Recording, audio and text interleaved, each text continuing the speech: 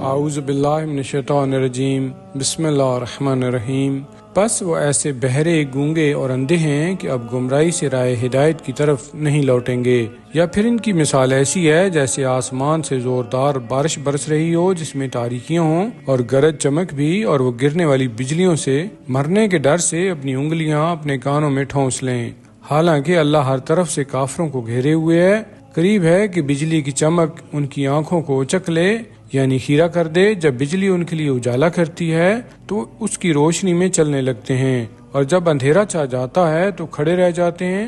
اگر اللہ چاہتا تو ان کی سماعت اور بصارت یعنی سننے اور دیکھنے کی طاقت کو زائل کر دیتا۔ بے شک اللہ ہر چیز پر قادر ہے۔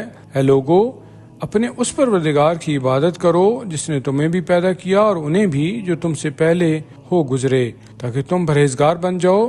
وہی پروردگار جس نے تمہارے لیے زمین کا فرش بچھایا اور آسمان کا شامیانہ لگایا اور آسمان سے پانی برسایا، اس سے تمہاری روزی کے لیے کچھ پھل برآمد کیے، سو جان بوجھ کر کسی کو اللہ کا ہمسر اور شریک نہ بناؤ۔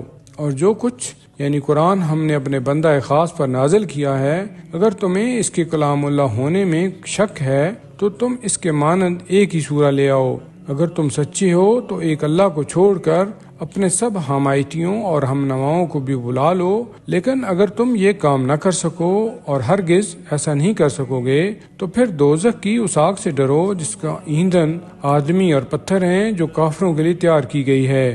اور اے رسول، ان لوگوں کو خوشخبری دے دو جو ایمان لائے اور نیک عمل کیے کہ ان کے لیے بہشت کے ایسے باغ ہیں کہ جن کے نیچے سے نہریں جاری ہیں۔ جب بھی انہیں ان باغات سے کوئی پھل کھانے کو ملے گا تو اس کی صورت دے کر کہیں گے کہ یہ تو وہی ہے جو اس سے پہلے ہمیں دنیا میں کھانے کو مل چکا ہے، حالانکہ انہیں جو دیا گیا ہے وہ صورت میں دنیا کے پھل سے ملتا جلتا ہے، مگر ذائقہ الگ ہوگا۔ اور ان کے لیے وہاں پاکیزہ بیویاں ہوں گی اور ان بہشتوں میں ہمیشہ ہمیشہ رہیں گے۔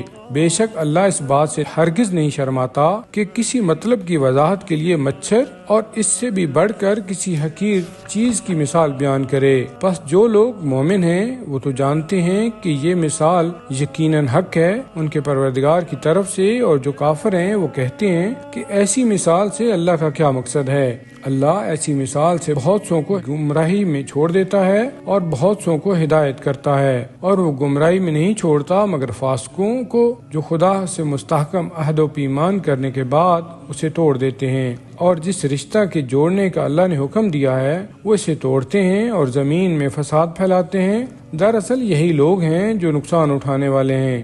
بھلا تم کس طرح اللہ کا انکار کرتے ہو، حالانکہ تم مردہ یعنی بے جان تھے تو اسی نے تمہیں زندہ کیا یعنی جاندار بنایا، پھر وہی تمہیں موت دے گا، پھر وہی تمہیں زندگی دے گا، پھر تم اسی کی طرف لوٹائے جاؤ گے۔ وہی تو وہ اللہ ہے جس نے تمہارے لیے پیدا کیا ہے وہ سب کچھ جو زمین میں ہے۔ پھر آسمان کی طرف توجہ فرمائی تو 7 آسمان ہموار اور استوار کر دیے، اور وہ ہر چیز کا جاننے والا ہے۔